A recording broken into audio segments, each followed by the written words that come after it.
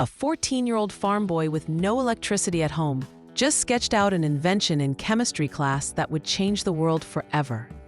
Stay with me to discover how this teenager outsmarted the biggest corporations in America and created something you're probably using right now. It's 1920, and Philo Farnsworth is plowing a potato field in rural Idaho. He's guiding the horse back and forth, creating perfect parallel lines across the dirt. And suddenly, in the middle of nowhere, this 14-year-old kid has an idea that will change entertainment forever. What if you could capture an image the same way, scan it line by line so fast the human eye couldn't tell, then shoot it through the air as electrons and reassemble it somewhere else? Television, but not the clunky, spinning disc mechanical version everyone else is trying to build. Pure electronics, no moving parts. The next day, Philo walks into his high school chemistry class and draws his idea on the blackboard. His teacher, Justin Tolman, stares at the diagram. This scrawny farm kid, who grew up in a log cabin without indoor plumbing, just sketched out something that sounds like science fiction. Fast forward to 1926. Philo is 20 years old, married, and completely broke. He walks into a meeting with potential investors in San Francisco and pitches his television idea. Most people think automobiles are still a fad. Television? That's absolutely insane. But something about this young inventor's confidence convinces them. They hand him $6,000 and a laboratory. Here's the thing about Philo. He has no formal engineering degree, no fancy credentials. He barely finished high school before his father died, and he had to support his family. But he has something better than a degree. He has an obsession. September 7th, 1927, Philo and his small team successfully transmit the image of a straight line from one room to another. It's blurry, it's simple, but it's electronic. There you are, he announces to his team, electronic television. His investors are getting nervous. They've poured $40,000 into this project. That's over $1 million in today's money. When can they expect results? When will this thing make money? Philo invites them to the lab. He sets up his camera and his receiver, and then, with perfect showmanship, he transmits the one image he knows they'll understand. A $sign appears on the screen. The bankers lose their minds. However, here's where the story takes a dramatic turn. Word spreads about this young genius in San Francisco.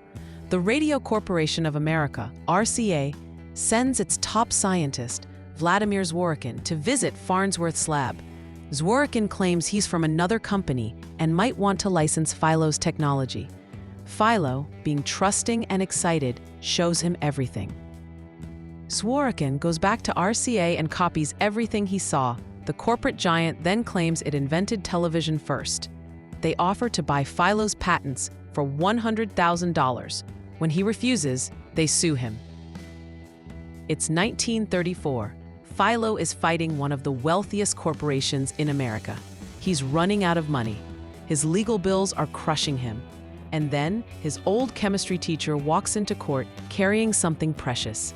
That original blackboard drawing from 1922. Proof that Philo conceived this idea years before RCA claimed they did. Philo wins. David beats Goliath. RCA is forced to pay him royalties. It's the first time in history that RCA has ever paid anyone for a patent. By 1939, television was becoming real. The World's Fair showcases TV to millions. But here's the heartbreaking part. RCA launches a 25th anniversary celebration of television in 1949, claiming they invented it. They don't mention Philo Farnsworth once, not even his name. The farm boy who invented television in a potato field died in 1971, largely forgotten. But by then, his invention had changed everything. Over 300 patents bearing his name. Every TV sold that year contained components he invented. He gave the world a window to the universe, and most people never knew his name. Today, you can watch anything, anytime, anywhere. You can view events from around the world in real time. You can binge an entire series in a weekend. None of that happens without a 14-year-old farm boy who looked at a potato field and saw the future. So the next time you turn on a screen, remember Philo Farnsworth. The kid who had nothing refused to let that stop him. The inventor who proved that great ideas don't care where you come from. They care that you're brave enough to chase them. Philo once said he'd invent television, and there it was. What invention do you think changed the world the most? Drop your answer in the comments below. If stories like this spark your curiosity about how one person can change everything, then you absolutely need to join the History Sparks community.